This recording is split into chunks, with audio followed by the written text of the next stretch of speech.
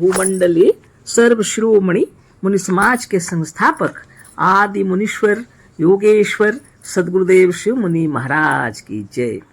उपस्थित मुनि वृंद, साधु सज्जन वृंद, संत वृंद, साधक वृंद, आध्यात्म ज्ञान के जिज्ञासु और प्रेमियों, सभी श्रोता वृंद, आप सभी को मेरा कोटिशः नमन, सप्रेम जय जीव। तो आध्यात्मिक चर्चा चल रही है और हम लोग सदगुरुदेव शिव मुनि महाराज रचित ग्रंथ वेदांत सिद्धांत द्वितीय भाग के अंतर्गत अध्याय 20 पर चर्चा कर रहे हैं ना। चर्चा तो बहुत गंभीर है ना। कल जो हम लोग पढ़े थे उसी पर चर्चा हो रही है। दोहा को फिर से पढ़ देते हैं। दोहा है, जो नर मछली खातू है मूड़ा पोछी सहित, सो बैकुंठ जातू है नाती पूत सहित। इसी पर प्रश्नोत्तर चल रहा है। कल तो व्याख्या हो चुकी है ना। प्रश्न है, पर योगी नाती पूत सहित कैसे तर जाएगा? प्रश्न पूछने वाले पूछ रहे हैं, पर योगी नाती पूत सहित कैसे तर जाएगा? उत्तर दे रहे हैं, जीवात्मा का पुत्र चित्त और चित्त का बेटा मन है। फिर इसके अनेक लड़के और लड़कियां हैं, जिससे अनेक प्रकार की वृत्तियां, विचार और इंद्रियां उत्पन्न हुई हैं। उपरोक्त साधन करने पर ये सब वहीं ब्रह्मरंध्र रूपी बैकुंठ में लीन हो जाते हैं। इस नाती पूत से, सांसारिक नाती पूत से कुछ संबंध नहीं है ना। कल जो हम लोग पढ़े थे फिर से याद दिलाना पड़ेगा। मतलब पूरा मछली कैसे खाएगा, उसी विषय में चर्चा हो रही थी। तो यहाँ पर थोड़ा सा बता देते हैं, है ना। जब ध्यान लगाने बैठते हैं तो श्वास का गति, श्वास की जो गति है धीरे धीरे धीरे धीरे कम होने लगती है ना। यहाँ जो लिखा हुआ है, यह श्वास जो है वही मछली है। प्राण का स्थान बाहर नाक के नीचे 12 अंगुल पर और अपान का भीतर पेट की ओर है। आपका नाक से 12 अंगुल तक यहाँ प्राण शक्ति जो है, खींचने का पावर है प्राण के अंदर, खींचने का। और उसी प्राण शक्ति का नाम एक दूसरा है अपान शक्ति, वो फेंकने की शक्ति। प्राण में ये दोनों कार्य करते हैं ना। तो आपको तो मालूम है, प्राण अपान समान उदान व्यान है ना। 5 प्राण है यहाँ पर। जैसे 5 प्रकृति है, यहाँ 5 प्राण भी हैं। प्राण के इतने विभाग हैं, है ना। सब मिलकर शरीर चलता है। हाँ, तो प्राण की शक्ति है खींचने की शक्ति, और फेंकने की शक्ति है अपान की शक्ति। अपान शक्ति अगर खराब हो जाए तो गैस्ट्रिक ये सब होगा, पेट के वायु ये सब भीतर ही रहेंगे, ठीक ढंग से साफ नहीं होगा, है ना। कब्ज पकड़ लेगा, अनेक प्रकार की बातें होंगी, है ना। और श्वास ठीक नहीं चलेगा, दमा फमा पकड़ लेगा। ये सब तरह तरह की बीमारियां होंगी। ये सब गलत हो जाता है। कैंसर फैंसर भी उसी के कारण से हो जाता है ना। तो फेंकने की शक्ति जिसके अंदर कम हो जाती है तो विकार को फेंक नहीं पाएंगे। विकार शरीर के अंदर रहेंगे, जहाँ तहाँ सड़ेंगे, बिगड़ेगा शरीर, है ना। और प्राण शक्ति है खींचने की शक्ति। प्राण शक्ति, प्राण वायु खींचने की शक्ति है ना। तो आप जो शुभ विचार भावना करें या गलत विचार भावना करें, वो प्राण के साथ ही खींच चले आता है।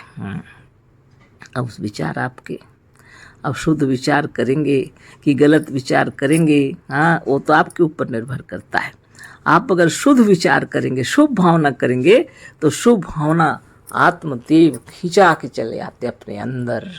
ब्रह्मांड की सारी शक्तियों का खींचाव आपकी ओर हो जाएगा, है ना।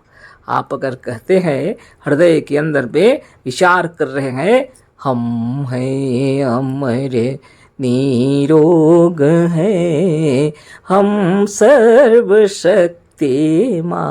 है, ब्रह्मांड की सारी शक्तियों का खिंचाव आपकी ओर हो जाएगा। पंच प्राण सजग चैतन्य हो जाएंगे, है ना। बहुत बड़ी बात है। प्राण अपान व्यान समान उदान सब, है ना, प्रणों से सही हो जाता है। और प्रणों से करने के बाद प्राणायाम ये सब करेंगे, जब श्वास का गति अब पर ध्यान लगाएंगे, जब तरीका है मनुष्य समाज के अंदर, इस तरीके से जब आप करेंगे तो ये मछली खाने वाली बात जो है, यह श्वास जो है, यह भीतर ही अपने ब्रह्मरंध्र में स्थिर होने लगेगा, है ना। नाक से बाहर नहीं निकलेगा, ना तो पेट के अंदर की ओर, है ना। कितनी बड़ी बात है, देखिए। यह श्वास ना भीतर पेट की ओर जाने पावे ना बाहर, किंतु दोनों तरफ से उठाकर ऊपर ब्रह्मरंध्र में जाए तो इन मछली का मुंड पूंछ सहित निगलना सिद्ध हो जाए। तब ये मछली को कहा जाता है, श्वास को मुंड और पूंछ, है ना, दोनों निगल लिए। यही वैकुंठ का साधन और वैकुंठ मोक्ष का देने वाला है। जब तक स्वरूपस्थ नहीं होंगे, जब तक समाधिस्थ नहीं होंगे, है ना, वैकुंठ कहाँ से होगा आपका, मोक्ष कहाँ से होगा आपको।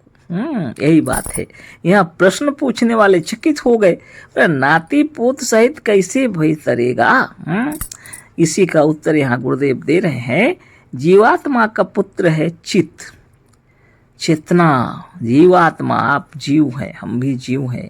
जीवात्मा का पुत्र है चित्त, यानी चेतना, चैतन्य। और चित्त का बेटा है मन। जहाँ चेतना है वहाँ इच्छा, वहाँ मन होगा कि नहीं। इतना सुंदर समझाए हैं सदगुरुदेव। जीवात्मा का पुत्र है चित्त और चित्त का बेटा है मन। फिर इसके अनेक, मन की अनेक प्रवृत्तियां, 50 प्रकृति कहते हैं। 1000 प्रकार की प्रवृत्तियां हैं। ये हैं लड़के लड़कियां, जिससे अनेक प्रकार की वृत्तियां हैं। फिर मन है बेटा, फिर इसके अनेक लड़के और लड़कियां हैं बेटा, इसके अनेक प्रकार की वृत्तियां हैं, विचार और इंद्रियां उत्पन्न हुई हैं। उपरोक्त साधन करने पर ये सब वहीं ब्रह्मरंध्र रूपी वैकुंठ में लीन हो जाते हैं। अब ध्यान मग्न हो गए आप, सब सिमट के इकट्ठे हो जाते हैं, है ना। इस नाती पूत से, सांसारिक नाती पूत से कुछ संबंध नहीं है। ये अपने आध्यात्मिक चर्चा चल रही है। यहाँ हमारे बाहर के नाती पूत से इसका संबंध नहीं है। जो योगाभ्यास करेंगे, जो साधन करेंगे, वही तरेंगे। मेरे साधन करने से मेरे बच्चे तर जाएंगे, ऐसी बात नहीं है। क्या किसी का कल्याण होगा, आपके घर का धन धान्य से परिपूर्ण रहेंगे, समस्त प्रकार की इच्छाएं परिवार की चलेंगी अच्छे ही। लेकिन अगर आपको मोक्ष की आवश्यकता है तो नित्य साधन करना पड़ेगा। स्वयं ध्यान, तपस्या, समाधिस्थ होना आपका काम है ना। मेरे समाधिस्थ होने से मेरे बच्चे का समाधिस्थ हो जाना, वैसा नहीं होता है। ऐसा कभी नहीं होता है। बड़े बड़े महात्मा, इसलिए वेदों में देखिए, कोई अपने बच्चों को समझा रहे हैं, कोई अपनी पत्नी को समझा रहे हैं, कोई अपने माता पिता को समझा रहे हैं, कोई अपने पतिदेव को समझा रहे हैं, और अपना योग ध्यान तपस्या की बातें चल रही हैं। ये साधन है, तपस्या है, उसके विषय में चर्चा हो रही है ना। तो लोग पढ़ते हैं और समझते नहीं है, है ना। तो गुरुदेव कितना सुंदर लिखे हैं, है ना। वैकुंठ में जो जाएगा तो पूरा मछली निगल के खाएगा तभी वैकुंठ जाएगा, है ना। और सिर और पूंछ सहित, है ना। लेकिन लोग क्या करते हैं, सब काट कूट के मछली खाते, जितने खाने वाले, वो कैसे वैकुंठ जाएंगे। ये सब तो जो सभी काट कूट कर खाती है, सभी नरक में जाएंगे, है ना। मछली खाने का है ही नहीं, जरूरत ही क्या है। अपनी श्वास को बस में करने की बात हो रही है। जिसने अपने श्वास को बस में कर लिया, उसने उस महाशक्ति को अपने वश में कर लिया।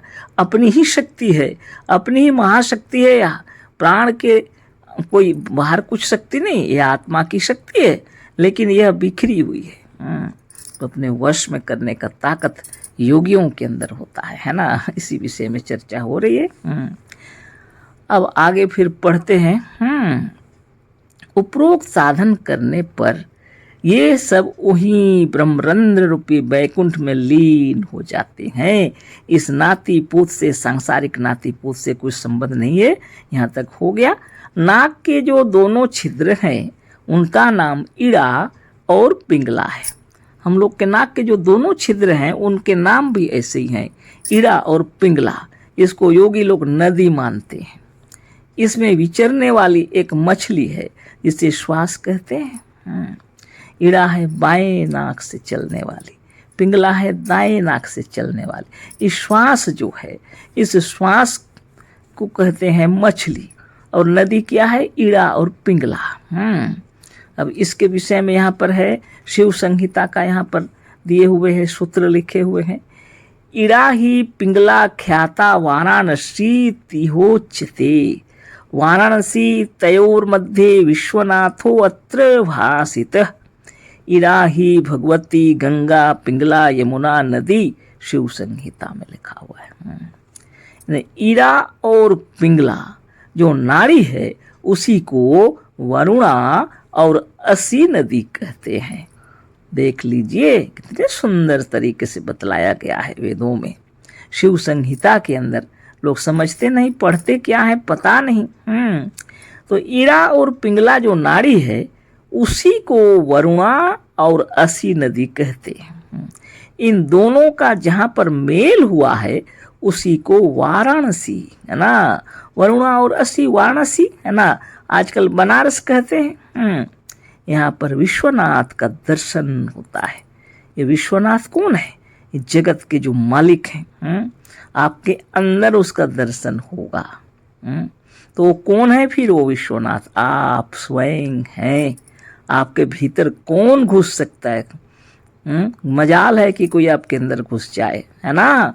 तो यहाँ पर जो ध्यान लगाएंगे, इड़ा पिंगला में जो नाड़ी, जो नदी जो चल रही है, वरुणा और असी नदी, जब जहाँ इकट्ठे हो जाते हैं, जहाँ मेल होता है, उसको वाराणसी कहते हैं।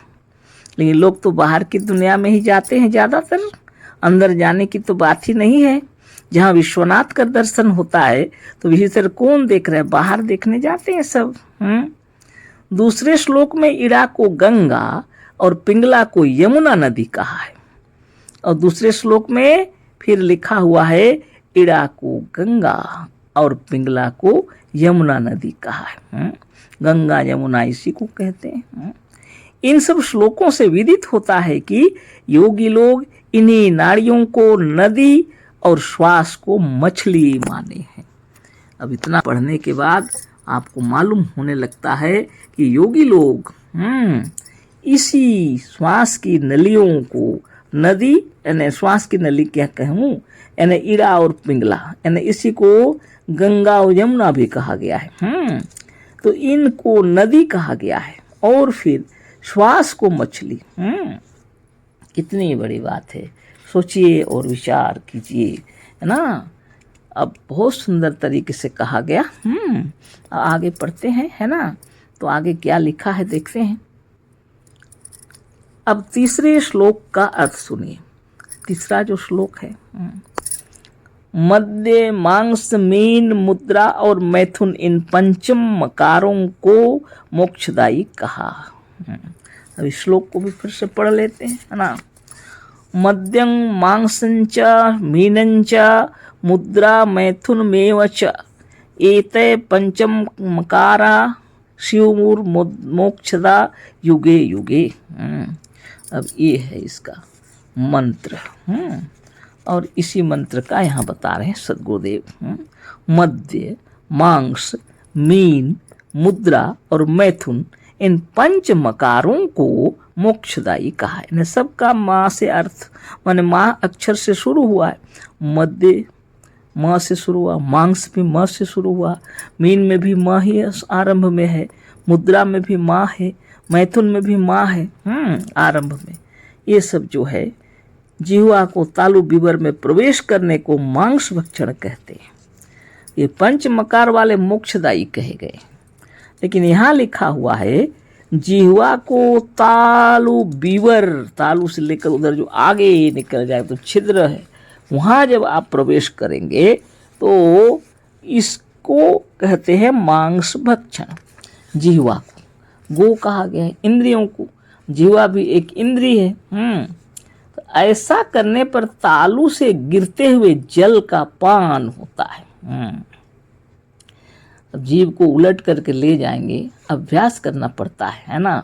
और तालू से ऊपर एकदम पूरा ले जाएंगे, एकदम पार अपना जो कौवा जीभ के पास से भी थोड़ा आगे आ जाएगा जब, तब अपने ब्रह्मरंध्र से जो जल आ रहा है तरो ताजगी कर देगा आपको, है ना। तो ये जल है वो आपके अगर छू जाए जीभ में, अगर पी गए आप तो अच्छी बात है। तो गुरुदेव लिख रहे हैं ऐसा करने पर तालू से गिरते हुए जल का पान होता है। पी जाते हैं जल को, हाँ, अपने आप पिया जाएगा अपने आप, है ना। जब तालू के ऊपर जिह्वा चढ़ जाती है तो श्वास भी रुक जाता है। इसी को मीन भक्षण करेंगे कहेंगे होना, है ना। तालू के ऊपर जब जिह्वा चढ़ जाती है श्वास भी रुक जाता है, इसी को मीन भक्षण कहेंगे।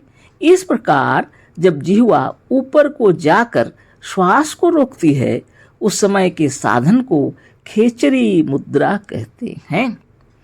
तो इसी प्रकार जिह्वा जब ऊपर को जाकर श्वास को रोकती है उस समय के साधन को खेचरी मुद्रा कहते हैं। फिर मुद्रा लगने पर जीवात्मा वो परमात्मा का मेल हो जाता है।